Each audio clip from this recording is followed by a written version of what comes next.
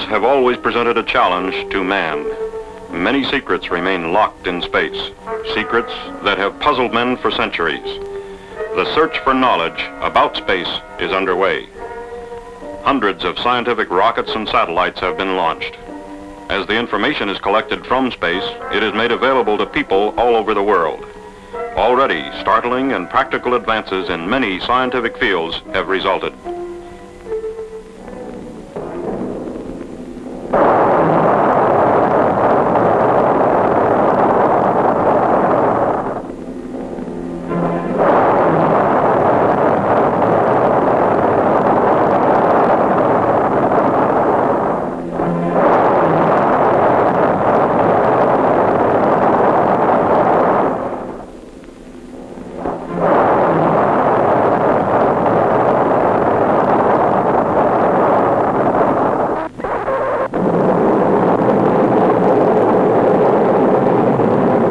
Projects such as these, information was obtained from scientific instruments in the rockets and satellites.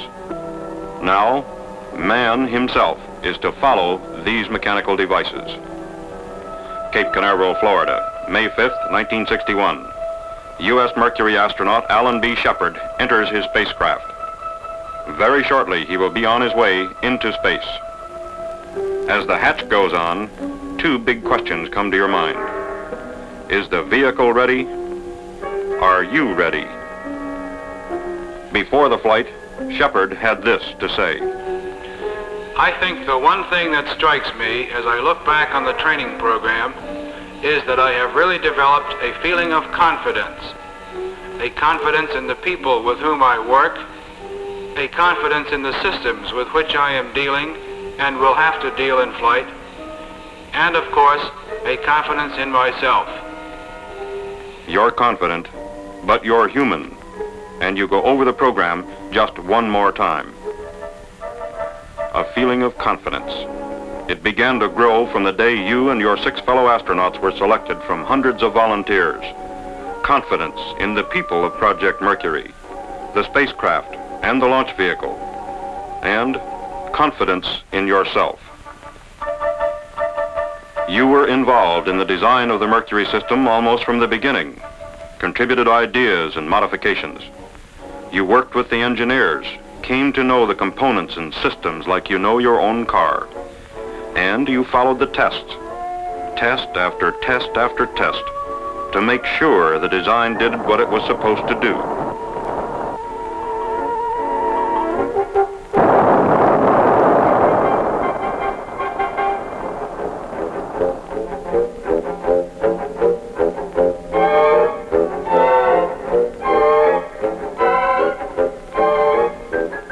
While research and development was underway, you went through almost 2 years of training.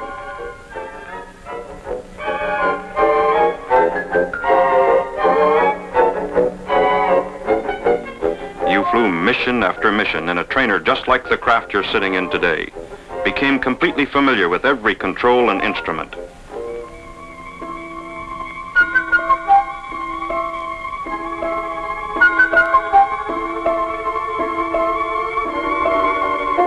An academic program informed you and the other pilots on astronautics, space mechanics, and spaceflight, kept you briefed on all new developments in the project. Zero-gravity flights in aircraft acquainted you with the condition of weightlessness you would encounter in flight.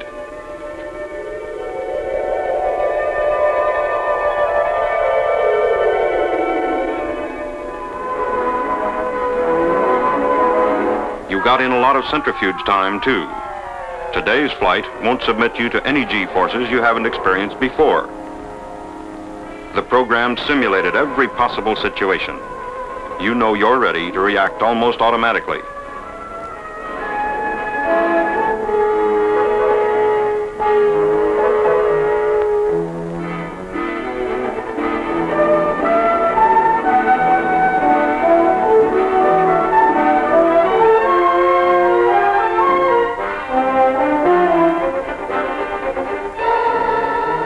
You practice controlling the craft attitude by manual control of pitch, roll, and yaw jets.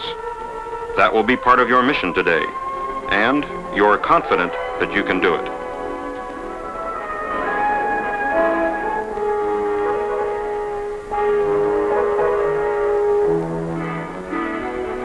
you've piled up plenty of experience in the three-dimensional rotation.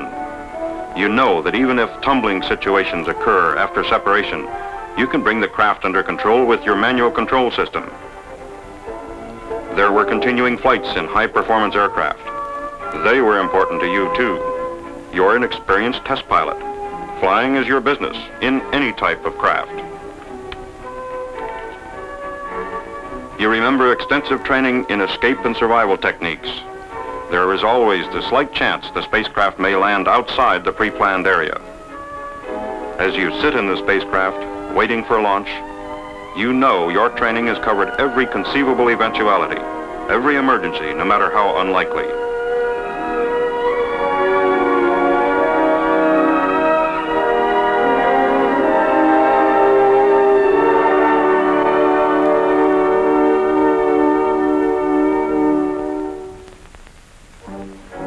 As Project Mercury got underway, production of Redstone launch vehicles began at the Marshall Space Flight Center. Careful, individual production of vehicles earmarked for Mercury from the day the first bolt came into the plant. The Redstone was available, and with modifications it would do the job.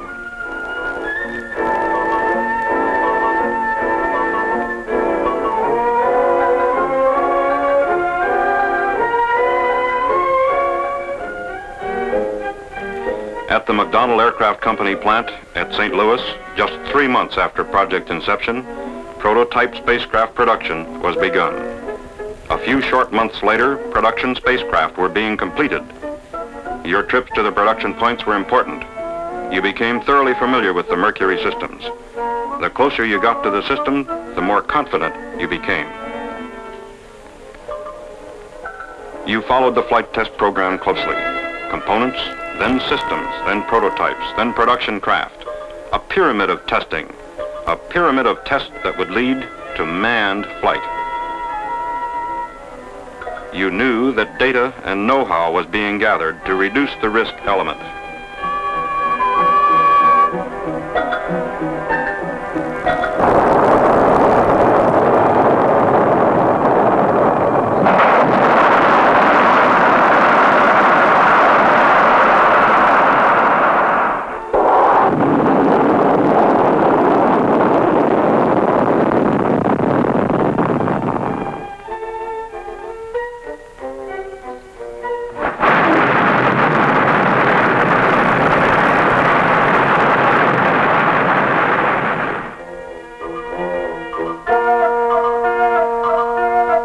Every flight, the recovery forces were exercised. Procedures were developed to locate the craft and retrieve it. It became obvious that the craft would not be in the water very long after landing. A chimpanzee named Ham and 2 monkeys successfully flown in the spacecraft indicated the feasibility of manned flight.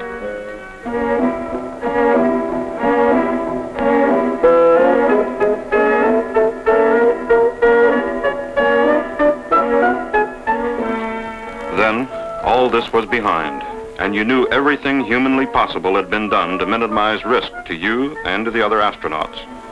It was time now for manned ballistic flight. Mercury Redstone 3.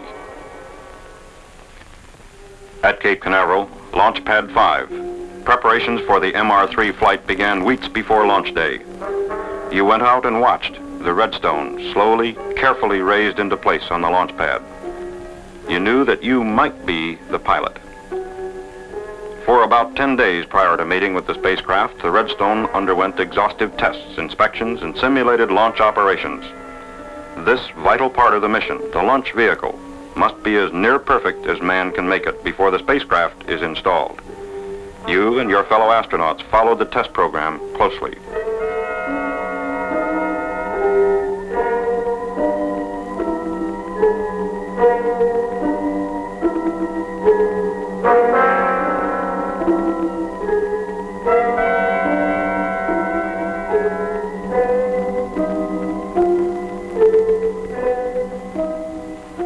While the Redstone was being checked, the spacecraft underwent test procedures at Hangar S, several miles from the launch pad.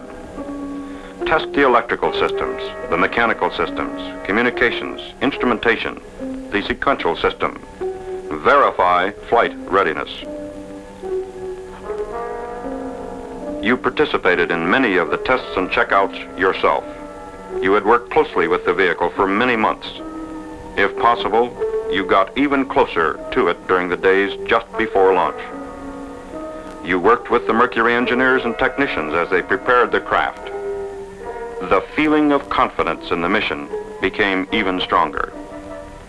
Your fellow astronauts worked with the same team effort that had prevailed over the 2 years of getting ready. You couldn't be everywhere at once, but they could cover for you. And as you sit in the spacecraft, you know everything is as ready as it can possibly be. They covered the control center, the blockhouse, the launch vehicle, the tracking stations. They kept a finger on the pulse of the operation. The spacecraft was checked out in a pressure chamber capable of 120,000 foot altitudes to test the environmental control system.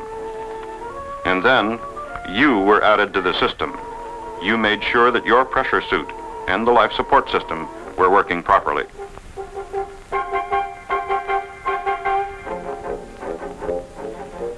You knew that you weren't just going for the ride.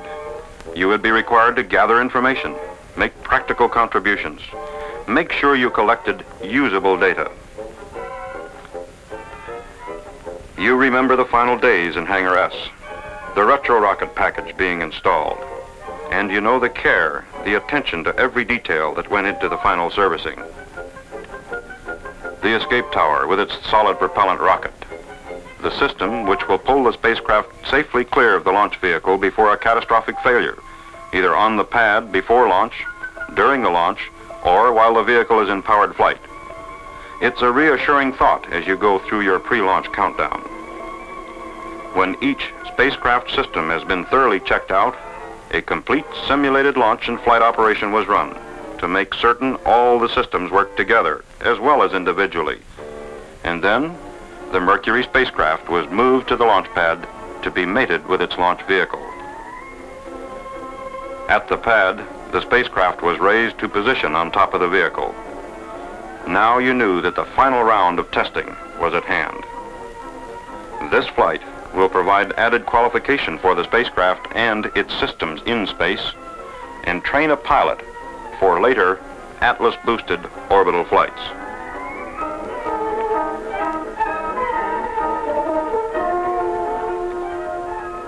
After mating, the testing began to make certain the launch vehicle, spacecraft, and blockhouse worked together properly. The launch countdown was checked step by step, and the complete MR3 system was verified to confirm flight readiness. Complete flight missions from liftoff through landing, both for normal and for emergency cases, were flown electronically. The spacecraft was heavily instrumented to provide pertinent data during the flight.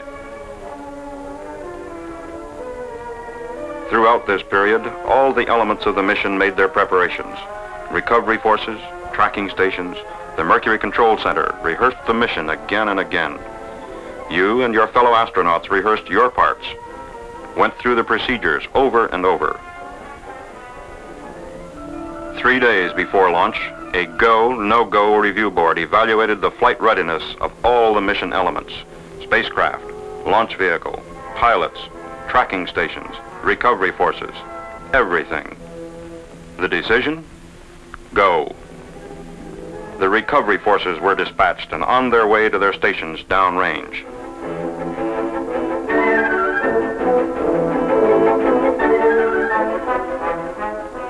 May 1st, 1961. Less than 2.5 years from Project Mercury initiation. Countdown for a manned flight was in progress. That's a day that you will never forget. MR3 followed a split countdown, about 4 hours the first day, a little over 6 hours the second day. This procedure helps reduce personnel fatigue. Hydrogen peroxide fueling. This is used in the spacecraft attitude control system. The first day's countdown was completed with this operation. Very early in the morning, May 2nd, the final countdown is underway.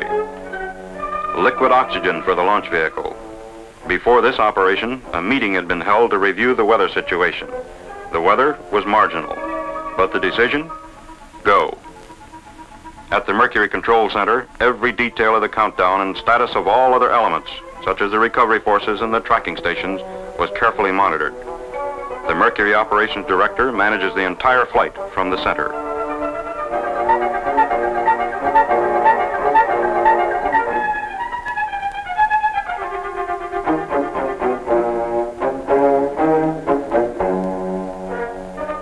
In the blockhouse, systems checks were completed in the spacecraft. Launch vehicle checks were also completed. The recovery forces were on station in a line along the flight path, ready to retrieve the craft even if there should be an undershoot or an overshoot. You remember the final physical at Hangar S, the feeling that now, at last, the time was almost at hand. And you remember the feeling of confidence that you had, confidence that all systems were ready, and that you were ready too. Before leaving the hangar for the launch pad, you had sensor leads attached to your body. These leads would provide telemeter data on your body functions and reactions during the flight. Mercury flights are designed to provide comprehensive information about man during space flight, information that can be used by people all over the world in their own research projects. And then it happened. You remember the letdown feeling you got when the squawk box gave the word. Test number 108, MR3, was scrubbed because of weather. A letdown feeling? Yes, but it was reassuring to know that the mission would not go unless everything was right. Then it was Friday, May 5th, 3 days later, and the countdown was proceeding again. You remember the feeling you had that this was the day. There'd be no scrub today. The mission would go. You remember the ride to the pad in the transport van. You had rehearsed the procedure before, taken the ride to the pad and climbed into the spacecraft. But this time, you knew it was the real thing.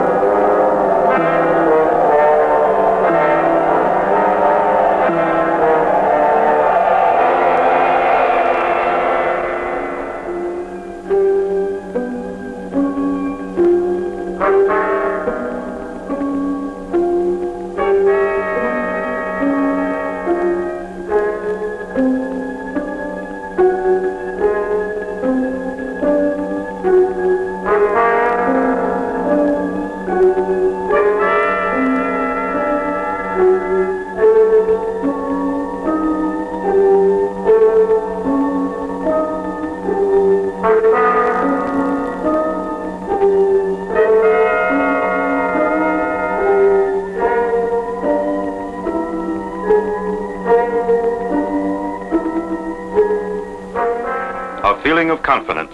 As astronaut Shepard goes through the pre-launch countdown, he knows the system is as ready as human effort can make it. Doctors in the Mercury Control Center and the blockhouse monitor Shepard's physiological status during the countdown. Astronaut Gordon Cooper, assigned to the blockhouse during the launch operation, stays in direct voice contact with Shepard.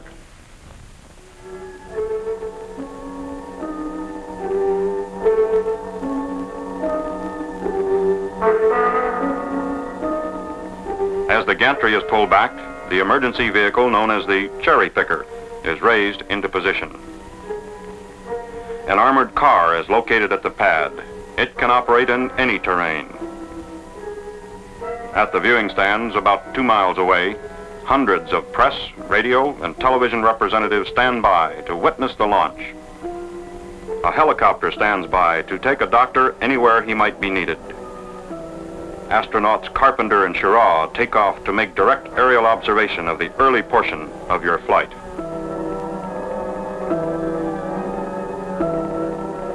An amphibious vehicle is standing by, ready to move out if necessary to make a close-in recovery. The recovery force helicopters are airborne. All elements of the mission have reported ready to the control center, and the launch is go.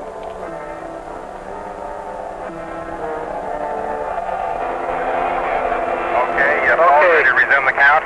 Roger, ready to resume the count.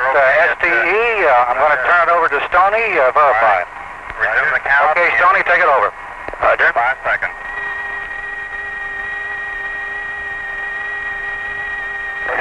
Stoney, on your room. 7, loud and clear, Stoney. Roger, loud and clear, also. 1 minute and counting. Roger. Running command. 30, mark. Roger, periscope has retracted. That's confirmed periscope pick up.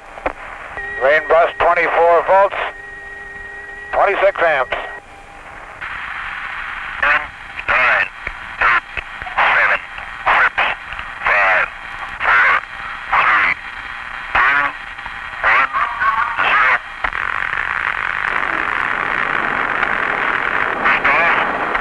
Roger, lift off and the clock has started. On your room. Yes, sir, reading you loud and clear. Continue. This is Freedom 7. The fuel is go, 1.2 G. Cabin at 14 PSI. Oxygen is go. As understand, detect the air okay. Cabin pressure is holding at 5.5. Cabin holding at 5.5. I can understand, cabin holding at 5.5. Fuel is go, 2.5 G. Cabin 5.5. Oxygen is go. The main bus is 24, and the isolated battery is 29. Well, 3 to 5, detect the air okay. 7 here. Fuel is go, 4G. 5.5 cabin. Oxygen go. All systems are go. That's all systems go. Detect the air okay.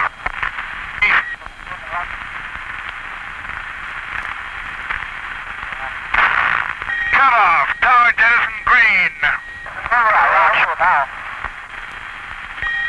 Okay, switching to manual pitch. As manual pitch. Pitch is okay. Switching to manual yaw. I can understand, manual yaw. Roger, 2, okay. Yaw is okay. Switching manual roll. Roll is okay. Very okay, let's go there. On the periscope, what a beautiful view. Cloud cover over Florida, 3 to 4/10 near the eastern coast. Obscures up through Hatteras. Okay, this is Freedom 7. And G build up. 3, 6, 9.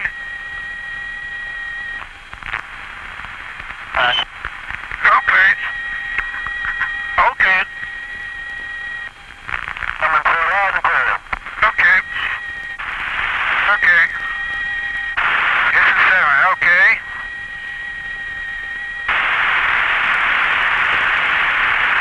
$45,000 feet now. Roger. The drogue is green at 21. The periscope is out. The drogue is out. Okay, at drogue deploy, I've got 70%. Auto, 90% manual. Oxygen is still okay. Turn green. Main chute is raced. Main chute is green. Main chute is coming unraced and it looks good. The main chute is good. Rate of descent is reading about 35 feet per second.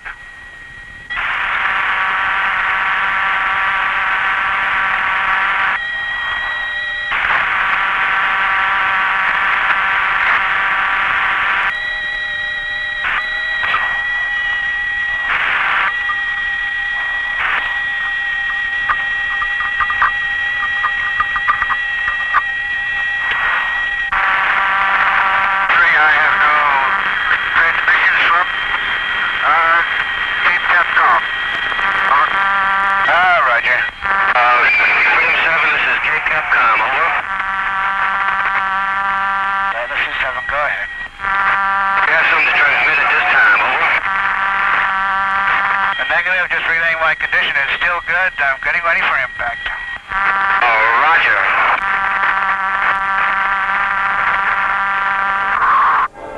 MR3 followed a normal ballistic arc, peaking at about 115-mile altitude.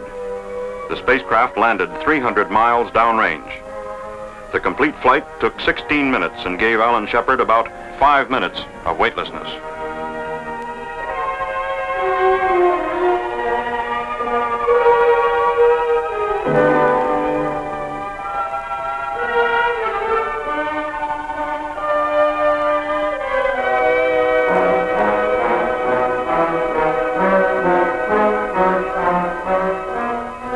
Just 11 minutes after the spacecraft landed, Shepard and the craft were on the Lake Champlain. Complete and detailed information on the flight and on Alan Shepard was recorded from launch to recovery. Information to be made available to scientists and interested people the world over.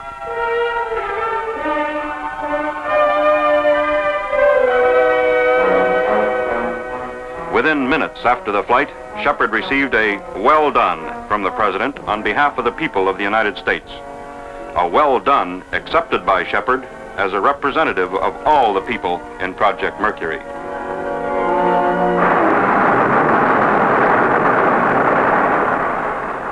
Project Mercury, another step in man's search for knowledge. Freedom 7, another step toward man in space.